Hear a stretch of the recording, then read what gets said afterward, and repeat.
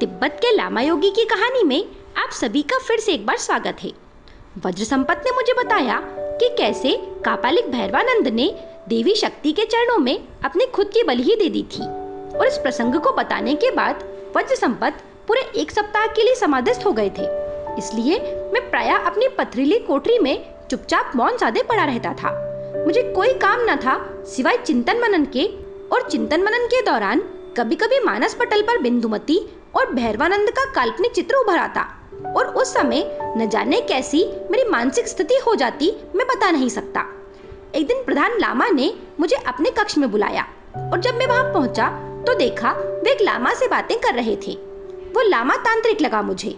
उसकी लाल लाल आंखें बड़ी ही रहस्यमय लगी। प्रधान लामा ने उसका परिचय देते हुए जो कुछ भी बताया, उसके अनुसार उस लामा का नाम था सिंगपोच्छे। वहां से 20-25 मील की दूरी पर एक मठ था, जो कभी किसी समय कापालिकों की तमोगुणी साधना का अखाड़ा था। लामा सिंगपोच्छे उस मठ के सर्वेसर्वा थे। लामा सिंगपोच्छे स्वयं एक तंत्र साधक थे और पारंगत थे तंत्र विद्या में। उनसे मुझे तंत्र की अनेक गूढ़ विद्याओं के विषय में गहरी जानकारी प्राप्त हो सकती थी। लामा सिंगपोच्छे कुछ समय तक सारनाथ में रह चुके थे।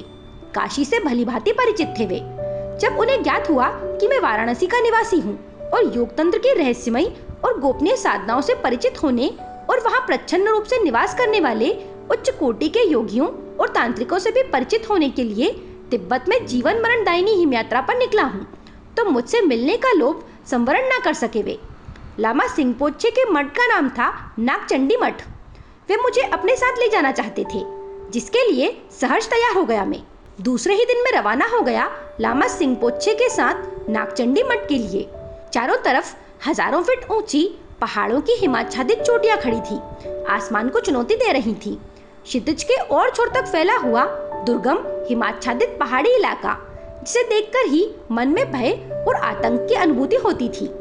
सामने मीलों तक फैली हुई थी दुर्गम हिमघाटी, और उसके बाद बर्फ की परतों से ढकी चोटियां, जिनकी पृष्ठभूमि में था निरभ्र नीला आकाश। बड़ा ही अद्भुत प्राकृतिक दृश्य था वो। लामा सिंगपोच्छे ने बताया कि इस घाटी के बाद ही पहाड़ों की तलछटी में है नागचंडी मठ। कभी नागचंडी मठ उग्र और उन्मत्त कापालिकों का गुप्त साधना केंद्र था। उसमें नरबलि और शव साधना दोनों होती थी, लेकिन पिछले सैकड़ों वर्षों से न उसमें कोई रहता है और न तो किसी प्रकार की साधना उपासना ही होती है।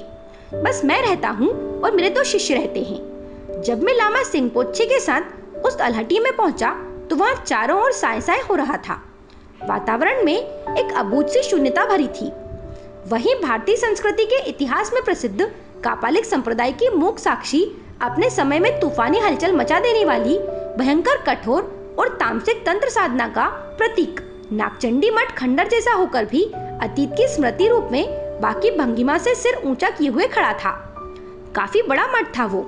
लंबे चौड़े विस्तृत आंगन में चारों ओर छोटे छोटे साधना गृह बने हुए थे, और बीच में काफी ऊंची वेदी पर लगभग 12 फीट ऊंची एक पाषाण प्रतिमा स्थापित थी। वो प्रतिमा शायद किसी तांत्रिक देवी की ही थी।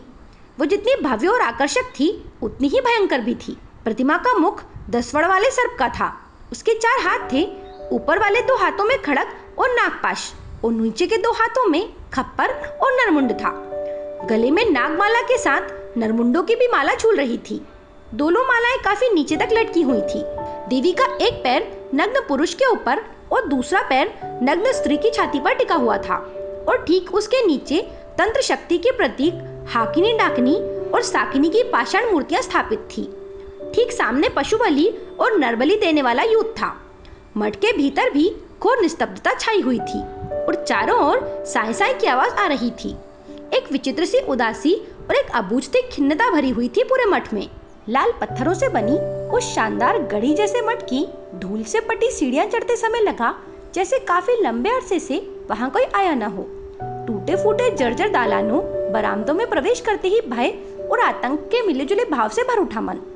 मुझे म्लान निस्तब्ध मठ में भय मिश्रित अनुभूतियां होने लगी। धूल से पटी टूटी फूटी बुर्जियों पर घूमते समय हर क्षण मुझे यही लगता था कि रुधी हुई हवा की उस विवशता के बीच लाल रेशमी परिधान में, पैरों में खड़ाऊ और गले में रुद्राक्ष और नरमुंडों की माला पहने, मस्तक पर लाल सिंदूर का गोल टीका और त्रिपुंड लगाए कोई भयानक आकृति वाला जटाजूटधारी कापालिक सन्यासी धीमे धीमे चलता हुआ अतीत के काले पर्दे को उघाड़ देगा और सहज ही उस डरावने अंधियारे वातावरण में मन प्राणों को एक बारगी स्तंभित कर देगा।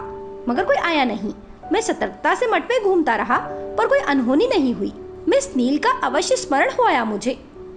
मिस नील ने मुझे बताया था कि तिब्बत में कुछ ऐसे भी मठ हैं जो सुनसान और निर्जन हैं, मगर वे अभी भी सूक्ष्म शरीरधारी तांत्रिकों की अदृश्य साधना उपासना के केंद्र बने हुए हैं। उन्होंने यह भी बताया था कि सूक्ष्म शरीरधारी तंत्र साधक गण आकाश मार्ग से उन उजाड़ सुनसान मठों में किसी निश्चित समय पर जाते हैं और उन्हें न कोई देख सकता है, न उनकी पूजा उपासना साधना आदि को।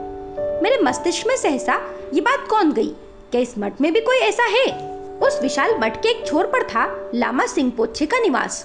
कैसे रहते थे महाशय उस लंबे चौड़े और विशाल मठ में अकेले, और वो भी 50 सालों से?